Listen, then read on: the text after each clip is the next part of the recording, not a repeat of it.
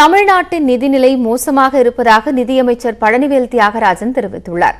பல ஆண்டுகளுக்கு முன்பே செய்திருக்க வேண்டிய அடிப்படை சீர்திருத்தங்களை தற்போது செய்ய வேண்டியிருப்பதாகவும் அவர் கூறியுள்ளார்.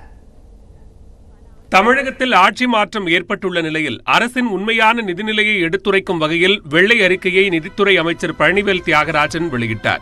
இதில் கடந்த 2006-2007 நிதியாண்டு முதல் கடந்த 2020-21 நிதியாண்டு வரையான 15 ஆண்டு கால நிதி செயல்பாடுகள் எடுத்துரைக்கப்பட்டுள்ளது. 2006-2007 ஆண்டில் 2648 கோடி ரூபாய் உபரி வருவாய் ஈட்டப்பட்ட நிலையில் பின்னர் பற்றாக்குறை ஏற்பட்டு மீண்டதாக குறிப்பிடப்பட்டுள்ளது. எனினும் 2012-2013 ஆண்டுக்கு பிறகு நிலைமை படிப்படியாக மோசமடைந்து கடந்த நிதியாண்டில் 61,320 கோடி ரூபாய் வருவாய் பற்றாக்குறை ஏற்பட்டுள்ளதாக அறிக்கை தெரிவிக்கிறது.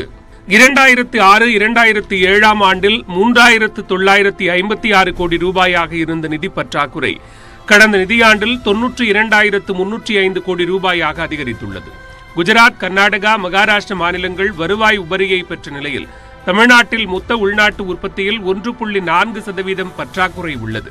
கொரோனா தொற்று காரணமாக 2020-2021 நிதியாண்டில் நிதி நிலைமையில் ஓரளவு சரிவு காணப்பட்டாலும் மாநிலத்தின் நிதிநிலை ஏற்கனவே மோசமாக இருந்ததாக வெள்ளை அறிக்கை குறிப்பிட்டுள்ளது.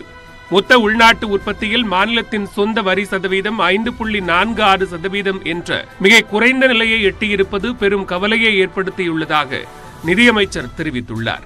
இருக்கிறதுலேயே வருத்தத்தக்கது 5 வருடத்தில் உபரியோ இல்லை சில குறைந்த பற்றாக்குறை இருந்த ஒரு மாநிலத்தை மிகவும், அதாவது இன்னொரு வகையில் சொல்கிறேன், இந்த 5 வருடத்தில் எடுத்த மொத்த பொது கடன், அதுக்கு மேலே கொஞ்சம் மறைவான கடன் இருக்குது, அதெல்லாம் வரும்போது தெரிய வரும். ஆனால் பொது கடன் எடுத்தது ஒரு 3 லட்சம் கோடி ரூபாய்.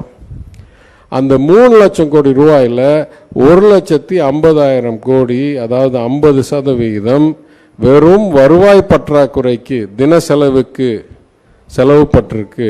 கடந்த 15 ஆண்டுகளாக மோட்டார் வாகனங்கள் மீதான வரி உயர்த்தப்படவில்லை.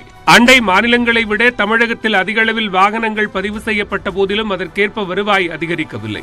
இதேபோன்ற மின்சாரத்தின் மீதான வரியும் நீண்ட காலமாக சீரமைக்கப்படாமல் உள்ளது. தமிழ்நாட்டில் உள்ள மின்சார வரி விதிப்பு முறை குறிப்பிட்ட வகை மின் நுகர்வோர் வரி விதிப்பிலிருந்து தப்பிக்க வழிவகை செய்கிறது.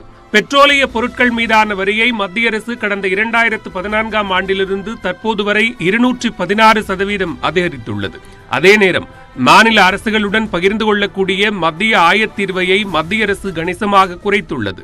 தமிழ்நாட்டில் உள்ளாட்சி தேர்தலை நடத்தாததால் மத்திய அரசிடமிருந்து 2,577 கோடி ரூபாய் மானியம் கிடைக்காமல் போனது.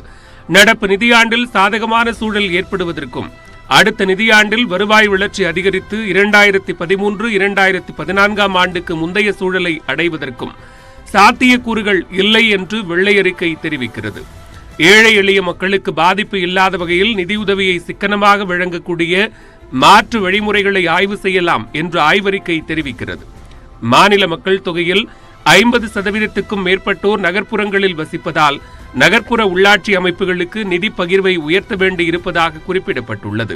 கடந்த 2008 ஆண்டுக்கு பிறகு உள்ளாட்சி அமைப்புகள் வரியை உயர்த்தவில்லை. உள்ளாட்சி அமைப்புகள் சுயாட்சி பெற்று 25 ஆண்டுகளுக்கு மேலாகியும் அதன் வரி வசூலிப்பு திறன் மேம்படாமல் இருப்பதாக தெரிவிக்கப்பட்டுள்ளது. தமிழ்நாட்டின் நிதி நிலைமை மோசமாக இருப்பதால் வழக்கமான அணுகுமுறையில் மாற்றத்தை கொண்டு வர வேண்டும் என்றும் அப்போதுதான் தொடர்ந்து அதிகரிக்கும் கடன் மற்றும் வட்டி செலவுகளிலிருந்து நாம் மீள முடியும் என்றும் பழனிவேல் தியாகராஜன் தெரிவித்துள்ளார்.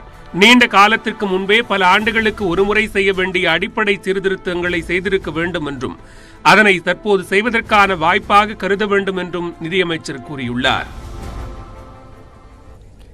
அரசு போக்குவரத்து கழகத்தில்